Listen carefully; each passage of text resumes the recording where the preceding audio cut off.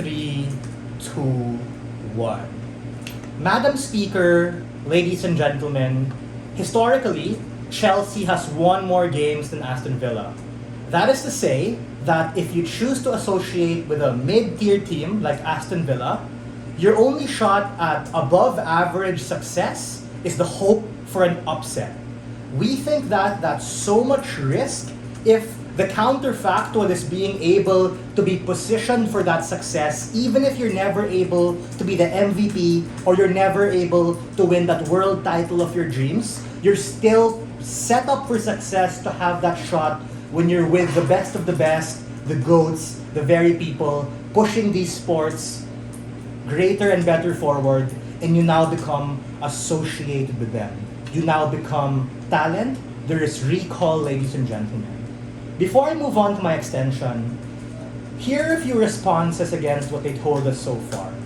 Firstly, on their idea that, mid-tier teams also have access to resources. And there was this straw man about how it's just a matter of having more plates or more bench presses, and we reject that.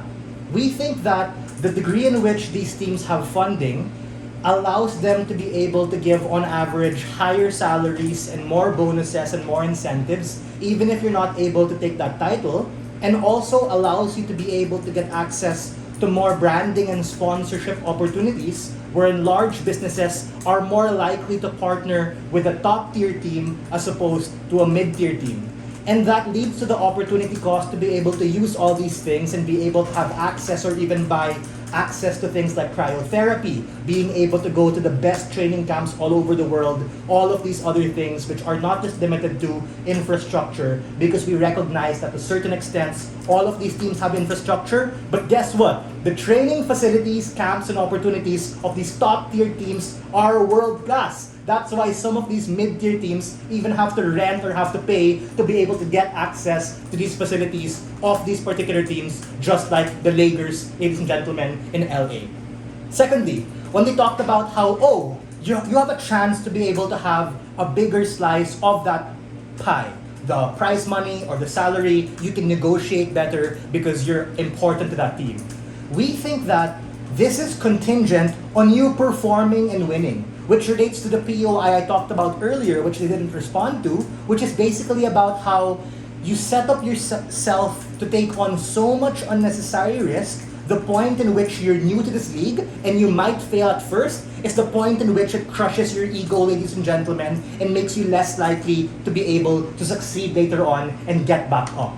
That is as opposed to the bar being lower, at least in the start, on the top-tier team, wherein you and the management just have less expectation. So, I'd rather under-promise and over-deliver as opposed to over-promise and under-deliver, which is likely to happen since you're still new. We think there's more risk on their side. But we tell you, even if you do not succeed in a top-tier team because you get shunned to the sides by your teammates, there's still a value in terms of name recall and clout which become associated with you, which allow you access to those opportunities later on.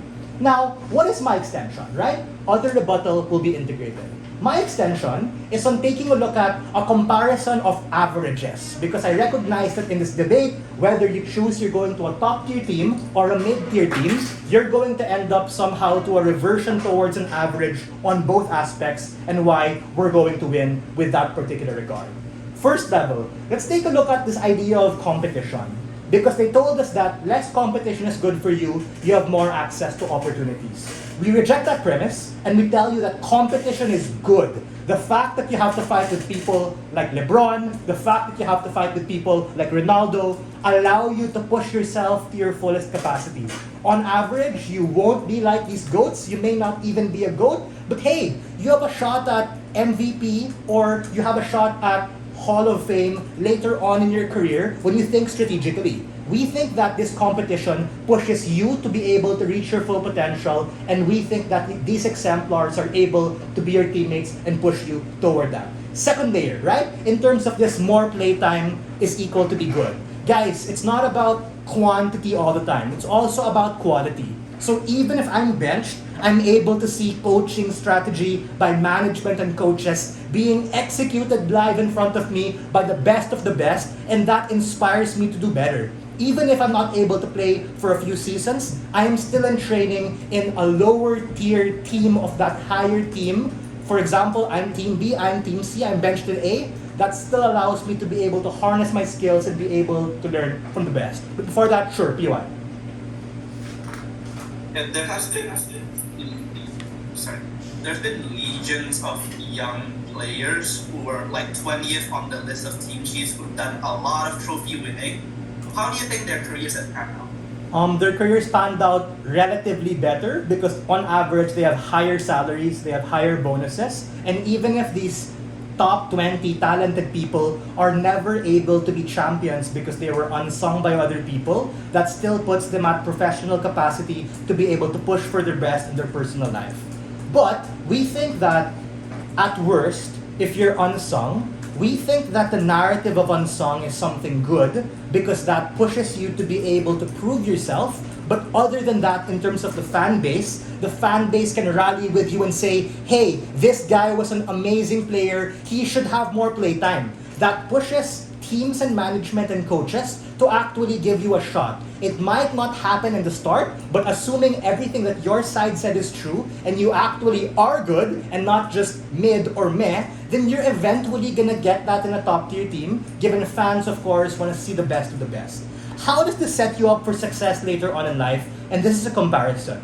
This isn't just about your professional life, because we think that at our worst case, even if you don't achieve that championship of your dreams, you have a higher chance to be able to be a possible part-time coach or even a part owner of that team and even able to participate within that ecosystem as a second career, ladies and gentlemen, after your professional career. They might say they can do it too, but I'd rather be able to manage or work with top-tier teams even if during my time I was never able to win that championship I always wanted. So what we tell you basically, on average, it's just better off on our side, and the risk in which you take with that team is not worth it. And for that person, you have a moral and practical responsibility to choose what's best, and you should choose setting yourself up to greater talent, even though it's harder. Thanks.